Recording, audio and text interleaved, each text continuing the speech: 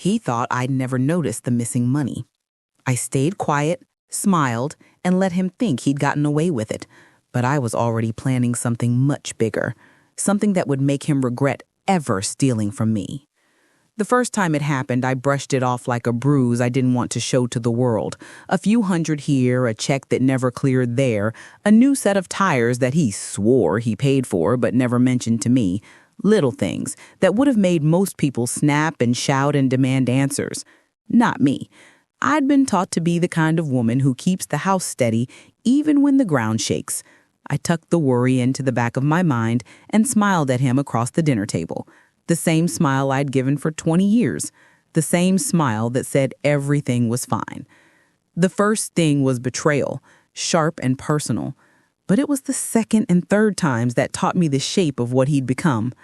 Not a man who makes mistakes, but a man who takes what he wants because he knows someone will fall back and take the loss for him. That, more than the money, was unforgivable. You have to understand where I came from to understand why I waited. I wasn't born with an easy silver spoon or with people who rushed to defend me. I learned to measure things, debts, favors, love, in quiet increments. By the time I got married, I had already learned to hold my head high when the wind blew hardest. I raised 2 kids, held down a job that tired me in ways the world would never know, and learned how to make rice taste like a celebration when we barely had enough to cover the bills. Those years taught me patience, grit, and the kind of watchfulness that looks like calm to everyone else. When your life has been lived on principle and hard work, theft is not just theft. It's an insult, a declaration of contempt. So when I realized it wasn't an accident, I felt something cold unfurl inside me that was not shock but clarity. At first, I tested him. Nothing dramatic, a withdrawn check, a question about a payment that he waved away. He smiled the same smile men who are used to getting away with things wear, the easy, practiced shrug of someone who assumes the world will always forgive him. He was careless with words, too. He'd make jokes with his friends about helping mother out and laugh like it was nothing. I swallowed every barb and kept quiet in public, waiting for the private moment when he would let his guard down and show me the full extent of his greed. I wanted him to underestimate me. I wanted him to believe that my silence spelled weakness. There's a kind of power in being underestimated. People who think you're too weary to fight rarely see the fight when it starts. It wasn't only the money. It was the casual cruelty of his choices. He stopped taking my calls when I needed him. He flinched when the kids called and pretended not to hear them. He started bringing another woman around. Not the kind of women who fall into your life by accident, but the kind who show up polished and hungry, like an aphid drawn to a weakened plant. I watched him give her small, expensive things. A bracelet. Lunches that were paid for by me, but credited to his generosity. Little moments where my name didn't matter. He would talk about legacy and investments in the same breath that he'd pocket my savings. Do you know the strangest thing about betrayal? It's not the act itself, but the way it rewrites the footage of your life. I began replaying old conversations and seeing the places where I should have noticed. I began to catalog the times he looked at me not as my husband, but as an accounting problem to be manipulated. There were moments when I almost cracked, almost confronted him in the small, loud way that makes dramas of lives. I imagined the scene, me slamming my palm on the kitchen counter, the kids looking on, his face dropping with that combination of guilt and anger. But then I think of the consequences. There are battles you fight to be seen and battles you fight to win. I had been seen long enough. I wanted to win. So I retreated into a different kind of silence, one hung with purpose rather than fear. I learned everything I could without making it obvious. I listened to the tones of his lies, timed them, watched where his excuses hung together and where they frayed. I started keeping my own ledger, a quiet book tucked behind a shelf, with dates and amounts and notes. Recording felt like planting flags in a territory I intended to reclaim. Do you ever find yourself wondering what pushes a person from hurt to strategy? It's smaller cruelties that do it, the ones that gather like stones at your feet until you can't take another step without tripping. He began to direct his disdain there openly. a comment about my age, a joke at a family gathering about how mom's always been generous, a private text message with something cruel and casual. Those tiny insults are what turn the ache sharp. They are the fuel. I kept thinking, what would you have done in my shoes? Would you have screamed? Would you have called a lawyer and burned the house down on paper? Everyone imagines a different version of revenge in the movies. Real life is messier. It's quieter. It's personal. I could have reported him and raked him over the coals in a courtroom. I could have taken the righteous route, filed a complaint, let the law decide. But I've always believed in leaving people with the most lasting consequence.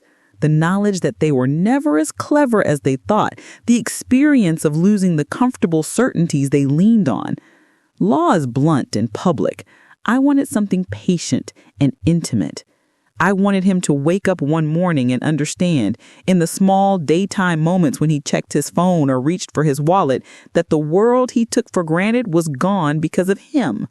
So my plan had to be surgical. It had to be inevitable. I started with leverage.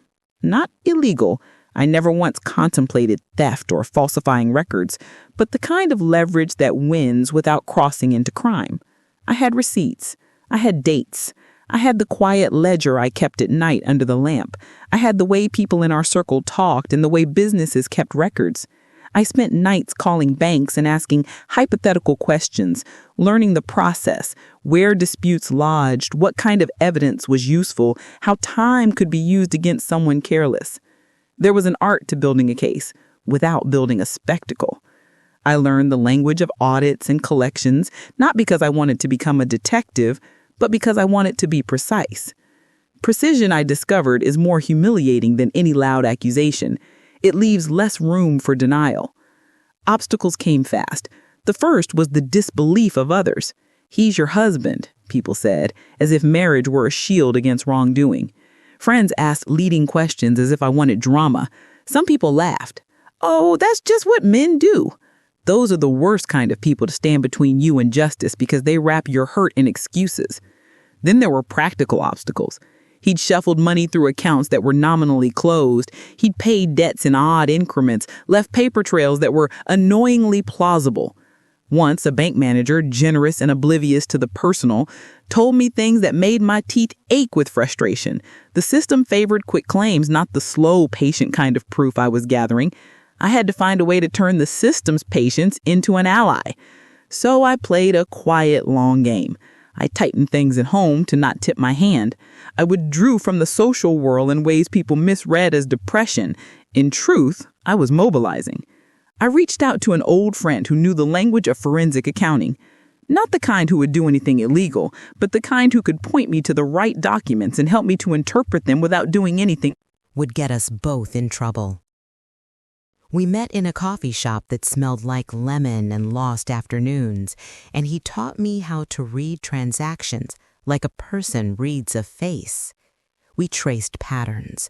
We saw where money left in drips and where it pooled. The pattern was there, not in a dramatic heist, but in 1,000 small withdrawals that together added up to betrayal. One of the most tense moments came when he almost noticed the ledger. He moved a stack of papers, looking for his passport, and cursed when he found a grocery list.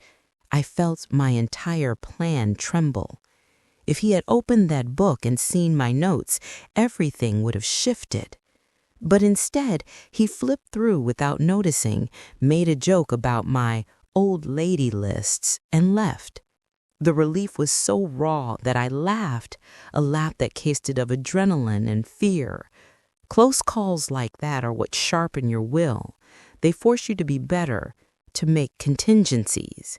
I moved the ledger to a lockbox and stopped leaving anything lying around. I learned to breathe through the proximity of his deceit. There was a moment when I could be consumed by anger, so ugly it would have ruined me. I had to cultivate a strange discipline, not the discipline of suppression, but of channeling. When the kids asked questions, I slipped them small truths wrapped in age-appropriate language. I did not want them to grow up in a home where justice meant spectacle. I wanted them to learn that power can be quiet and that dignity is not the same as silence. Sometimes adults make bad choices, I told them once, tracing the rim of a coffee cup with a mechanical calm. You can always choose what you will be. I nearly told them everything. I did not. Children deserve the safety of their parents' control, even when that control is used to right a wrong. The plan that finally formed was not about stealing back a bank account or humiliating him in a viral video. It was a cascade, an exposure built so tightly it would unravel his life in the ways he valued most: reputation, finances, relationships. I started by quietly contacting people who had been affected by his generosity. Vendors who had been paid late, the woman who once worked with him and who had been dismissed with nothing but promises. I asked questions, not accusations. People are often eager to be believed, especially when no one has ever asked them. I gathered statements, small ones at first, then larger when patterns emerged. Each voice, when combined, began to paint not a caricature, but a portrait of a man who had built his life on other people's trust. I also began to tighten the legal noose. I printed my ledger, turned the pages into a timeline, and consulted a lawyer who specialized in family finances. I wasn't there to press charges necessarily. There are things police departments ignore if the money is small and the story messy, but I wanted official letters, forms that could be mailed and kept as proof. A certified letter arrives with a gravity that gossip never achieves. When a man who thinks he's untouchable receives a formal notice about an audit, relevance shifts. I did not want to destroy him without giving him a chance to make things right. I wanted him to see the mirror and have no plausible room left to hide. If he chose to repair, the world would see it. If he chose to lie, the world would have the evidence. The obstacles kept coming. He sensed a change in the air and became more careful, more charming in public, colder in private. Once he confronted me in the kitchen, hands shaking, voice low with an anger that tried to look like wounded innocence. He asked, "What is wrong with you? Why are you going through my things?" I let him flail, let him accuse me of jealousy and paranoia and every cheap thing a thief uses against the person he wrongs. I answered softly, like someone reciting a necessary thing. "I'm going through the life we built together. I'm seeing what's real. You can still fix this." He laughed and called me sanctimonious, and for a moment I believed I had failed because he had not crumpled. But the legal letters were already in motion, and the vendors I'd contacted were waiting in the wings. There is a peculiar, delicious tension to watching the beginning of the end. It comes not like a thunderclap, but like a collection of small, unremarkable sounds, a text that goes unanswered, a friend who subtly distances themselves, a business partner who mentions an overdue invoice in a public setting. I didn't have to make noise. The truth started to sing on its own. He received a certified letter that asked for explanations about missing funds, and he panicked in the kind of way only guilty men do, sloppy, desperate, and loud in the wrong rooms. He tried to call me in front of friends and stammered. A message leaked, a forwarded email he'd sent meant for his new confidant, and it contained a careless boast about how we'd handled Mom's accounts. That single phrase, repeated in the right ears, made people look at him differently.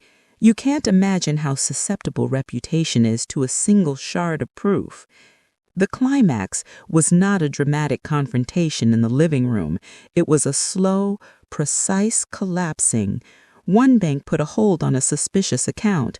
A contractor I'd spoken to showed up at a small family dinner with a quiet, professional presence and a stack of unpaid invoices. The woman he'd been seeing finally looked at him in a way that any lover who realizes they've been wrapped in someone else's theft does, with a cold, stunned betrayal of her own. The kids noticed the tension and asked questions that he could not answer without revealing himself. Each unraveling was a small wound that together spelled the end of a comfortable life. He called me, voice raw, pleaded for explanations, and I told him things I told no one else, the exact sums, the dates, the times. I let him hear the sound of the ledger I had kept, the massive documentation that proved the truth. When the final domino fell, it was anticlimactic and devastating. A formal investigation began, not because I wanted him punished in the harshest legal sense, but because I wanted the truth to be recorded. People who had once laughed at me came forward, not to gloat, but to be honest. He lost things that mattered to him in ways I predicted. The trust of the people who had done business with him, the easy access to funds he treated as his birthright, the way people used to invite him into rooms without thinking. The real victory was watching him try to reconstruct his life in the rubble of the choices he had made. There was no dramatic scene where I told him, "I told you so." Instead, he called in the night, voice small and empty, asking what he could do. I told him the truth. You could have started by not stealing. Conversation is funny. It often reveals more humility than retribution ever could. Afterwards, the house felt different. Rooms that once echoed with casual betrayals now held a stillness that was almost sacred. The kids asked questions that needed careful answers. I told them the truth in measured doses. People sometimes do terrible things, but you can respond with integrity. I sat at the kitchen table with the ledger finally tucked away and felt a weariness that was not regret, but a kind of exhausted closure. The money we lost was partially recovered, the rest written off as a lesson and moved past. But what mattered most were the smaller restitutions, the regaining of dignity, the knowledge that I could hold a wrong in my hands and set it right by degrees. Would you have waited this long? Be honest. Would you have played the long game, or would you have demanded immediate justice? I remember thinking in those quiet nights that the thing I feared most was becoming someone I didn't recognize, a person consumed by malice. Instead, what I found was a tempered ferocity that belonged to someone who refuses to be erased. Revenge was not about cruelty. It was about recalibration.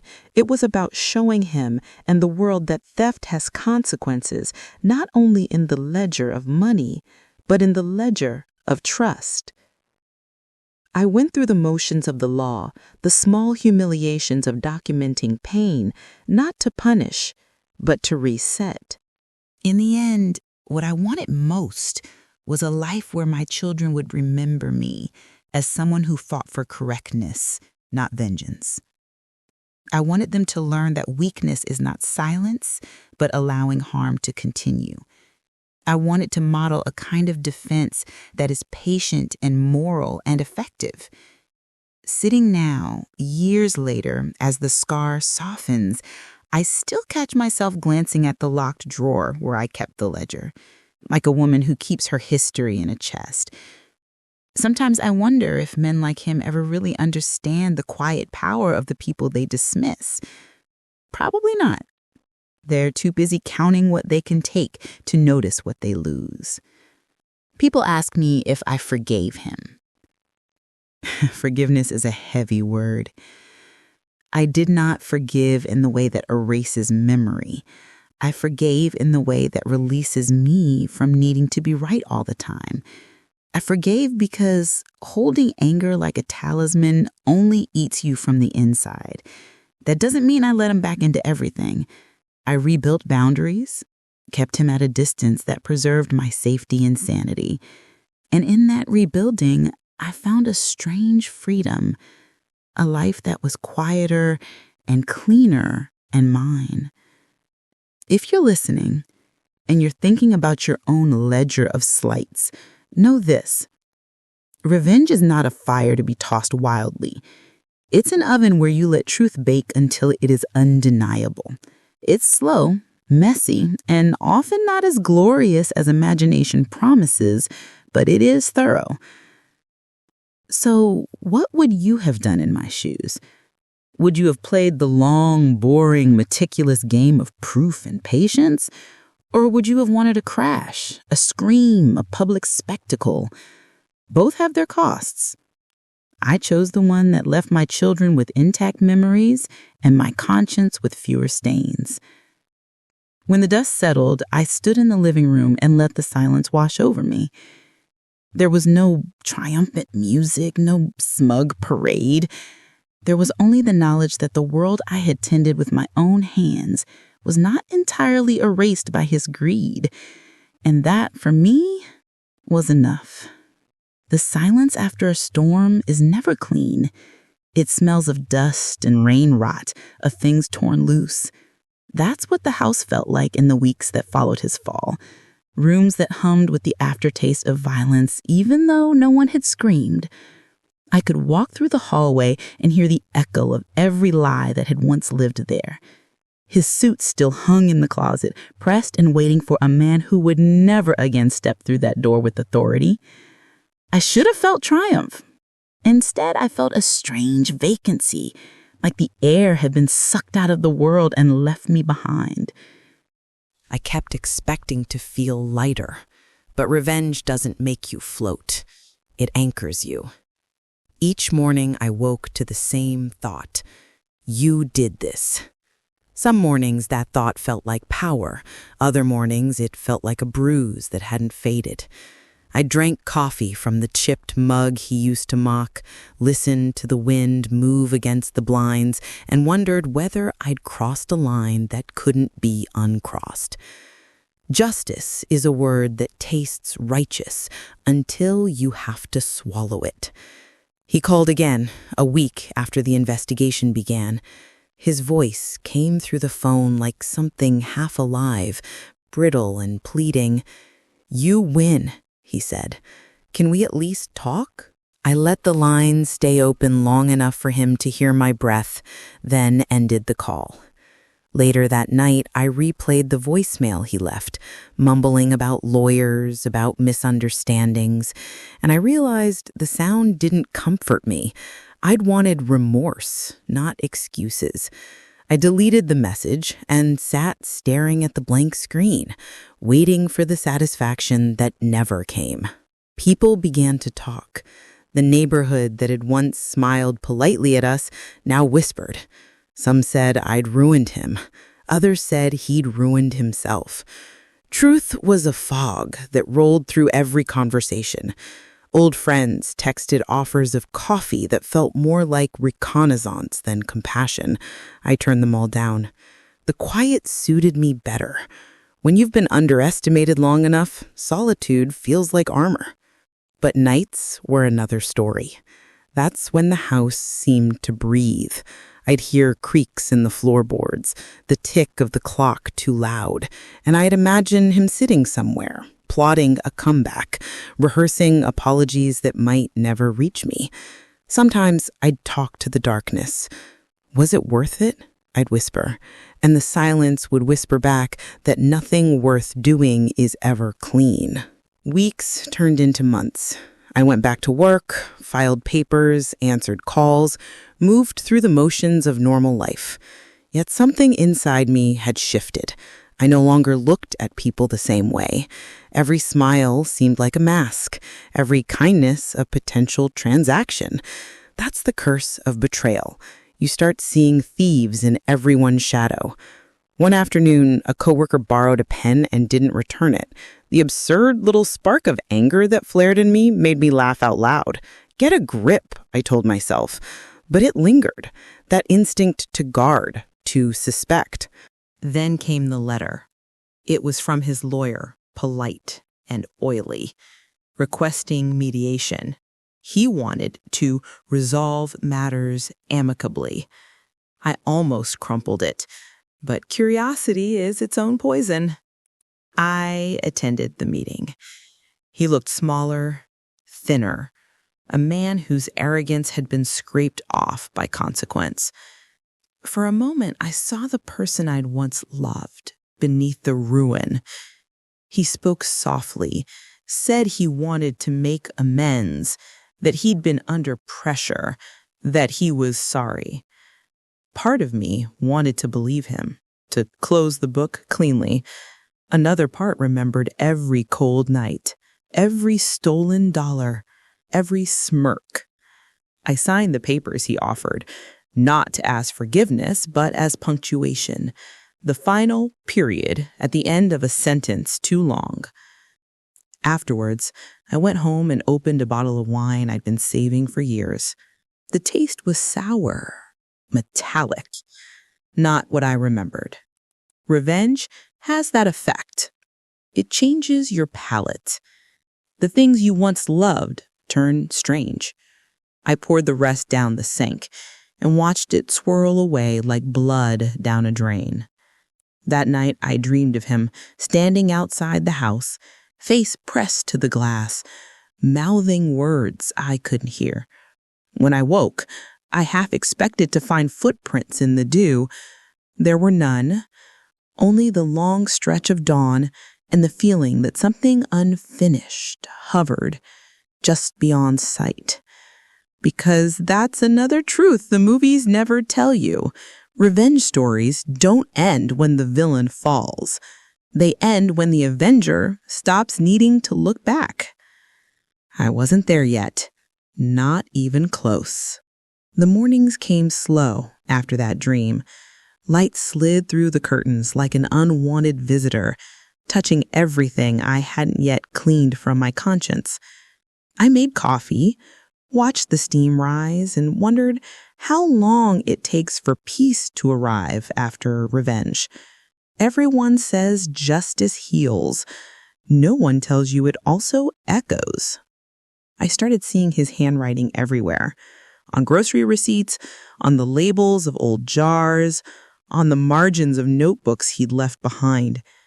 It wasn't haunting in the supernatural sense, just the persistence of memory, refusing to be filed away.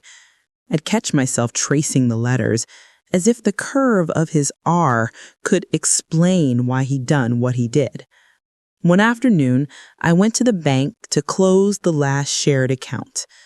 The clerk asked routine questions, but her polite tone cracked something open in me. When she said, "Would you like to transfer the balance to your personal savings?" I almost laughed. Personal savings. What a strange phrase for someone who spent her life investing in another person's promises. I transferred every cent and walked out with the receipt folded tight in my hand. Outside, the air smelled of rain. A man at the corner held a bouquet of flowers wrapped in cheap cellophane, waiting for someone. For a second, I envied him. Whatever apology or affection he was about to offer, he still believed in it. Weeks passed. People stopped whispering. The scandal became just another story retold in softer tones. But inside the quiet, something restless lived on. I began going through boxes I hadn't touched in years. Photographs, old letters, birthday cards signed with the same careless flourish that once melted me. I burned a few in the fireplace, not out of rage, but ritual. The paper curled and blackened. The smoke smelled faintly sweet, like sugar left too long on the stove. One evening, a letter arrived without a return address. The handwriting was his. My hand shook when I opened it. It wasn't another plea, it was gratitude. He thanked me for forcing him to face what he'd become, said he was leaving the city to start over. The last line read, "You were right to do what you did. I only wish you'd told me sooner." I read it twice, then tore it in half. Forgiveness written on paper is still only paper. That night, I walked through the house with all the lights off, letting my eyes adjust to the darkness. Each room carried a different memory, some warm, some sharp. I stood by the window and looked at my reflection. Same woman, same face, but the eyes were older, quieter. For the first time, I felt the faint outline of peace, the kind that doesn't announce itself but hums beneath the skin. Still, part of me wondered, had I become the villain in someone else's version of the story? It's a dangerous question, but an honest one. The line between justice and cruelty blurs when you hold the power to end another person's comfort. Maybe that's the final test, learning to live with what you've done, even when it was necessary. I started volunteering at a community center, teaching women how to manage money, how to read the fine print, how to protect themselves from the charming kind of thief. They listened, nodded, shared their own small betrayals. I didn't tell them mine, but sometimes when someone said, "I trusted him," I'd answer quietly, "I know."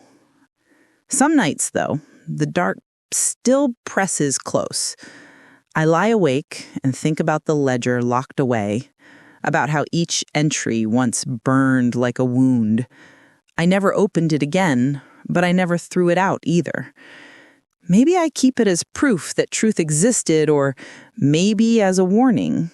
Both are honest reasons.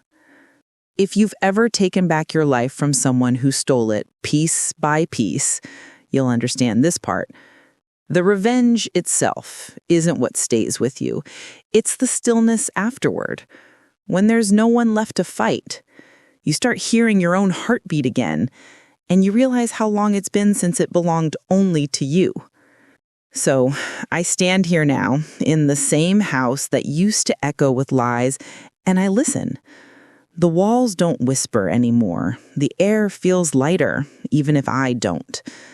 Maybe that's all justice really is, the ability to breathe without permission. Tell me, if you were me, would you keep that ledger as a trophy or let it burn with the rest? Be honest. Some debts never truly close. They just fade into the background, waiting for silence to turn them into lessons. Some nights, the house feels like a museum built for ghosts. Every object carries a memory, and every memory asks the same question: was it worth it? I've stopped answering. Some truths grow heavier when you give them words.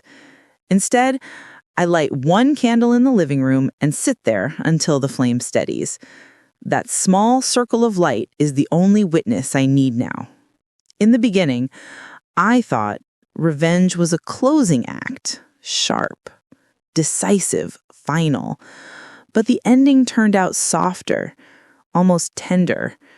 The edges blurred. The thrill of his downfall dissolved into something quieter, like grief in disguise. You think you're mourning the person who betrayed you, but really, you're mourning the version of yourself that believed in them. I started keeping a journal, not of events, but of feelings. 1 page a night, honest and unfiltered. At first, every sentence clawed at me. Anger, vindication, emptiness. After a month, new words began to appear. Acceptance, clarity, distance. Writing became a form of exorcism. Each entry felt like a small release, proved that my story didn't end where the revenge did. It only changed its tone. Sometimes I see him in passing thought, like a face in a rearview mirror. I don't flinch anymore. If he's still out there, rebuilding whatever's left of his life, I hope he remembers me the way I remember him, not as a monster, but as a mirror that showed the worst parts of us both. Maybe that's the quiet mercy I can afford now. I've learned that power doesn't roar.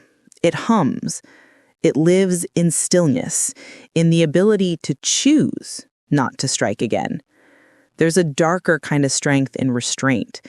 People think revenge consumes you, but what they don't see is how afterward you become almost empty of fear. Once you've faced your own capacity for darkness, the world loses some of its ability to scare you. One evening, a young woman from the community center stayed behind after class.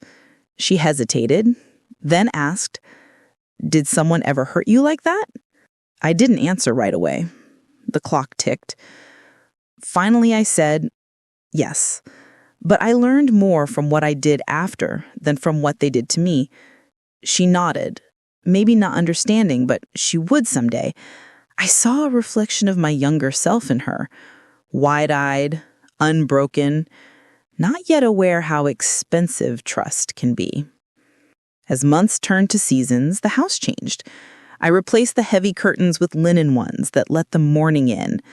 The air smelled of paint and new beginnings. I found a rhythm. Morning walks, slow dinners, the kind of life that doesn't demand performance. But in quiet moments, I still touch the old scar of memory, the way you touch a healed wound just to be sure it's really gone. Sometimes I think about the ledger locked in the drawer.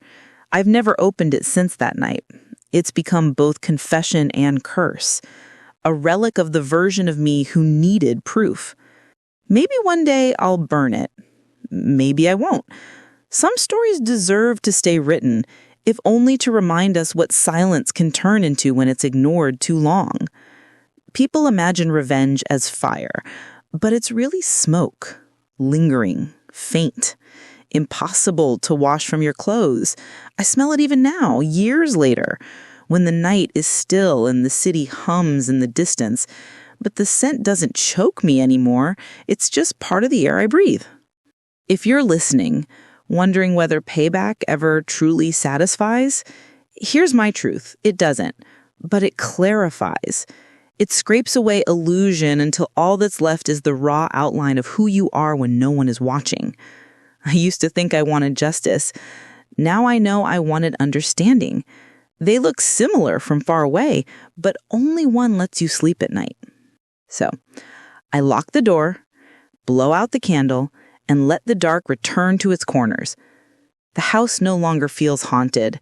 It just feels mine. And somewhere out there, I hope he remembers the woman who smiled while she planned the end of his deceit.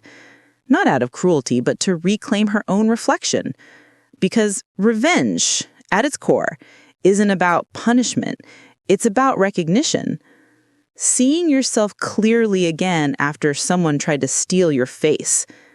What would you have done, standing where I stood, holding the truth in one hand and the fire in the other? Be honest. Would you have let it burn or watch the smoke rise until it spelled your freedom? It's strange how life rearranges itself when the storm finally passes. You expect ruins, but sometimes all you find is space. Wide, unclaimed, waiting. The kind that lets you start over, without fanfare. A year has passed from the last letter, though time feels different now. Less like a line, more like a circle. The days repeat softly. Sunrise, coffee, quiet. My reflection in the window no longer startles me. I know the woman looking back. I even trust her again. I planted a small garden behind the house. Basil, rosemary, and a stubborn lemon tree that refuses to bloom but keeps reaching toward the light anyway. I like that about it. Every morning I water it, talk to it, and sometimes I think it listens. Maybe growth is just another form of forgiveness. The neighborhood moved on. So did I. The whispers faded, the stares softened, and new faces filled the empty houses. They don't know the story, and I don't tell it. Some truths live better in silence. Every once in a while, I catch a scent of something, smoke, or maybe memory, and it pulls me back for a heartbeat. I see flashes, his smirk, the ledger, the fire. But then it fades, like fog burned off by morning sun. I don't chase it anymore. I let it go. There's a strange peace in knowing you've already survived the worst someone could do to you, and the worst you could do in return. That kind of knowledge doesn't make you gentle, but it makes you honest. And honesty, I've learned, is the rarest kind of freedom. I still keep one thing on the mantle, a small silver watch that used to be his. It doesn't tick anymore, but I like the weight of it, a reminder that time moves. even when people don't. That every betrayal, every vengeance, every ending eventually becomes just another story told in the past tense. So if anyone ever asks what happened between us, I'll smile and say, we taught each other what trust is worth. And that'll be enough. Because the truth isn't in what I did to him. It's in what I learned afterward. Revenge can end a lie, but only forgiveness, especially the kind you give yourself, can end the story. The candle flickers once, a final exhale. I whisper to the dark, not for him this time, but for me. It's over. And for the first time in years, I actually believe it.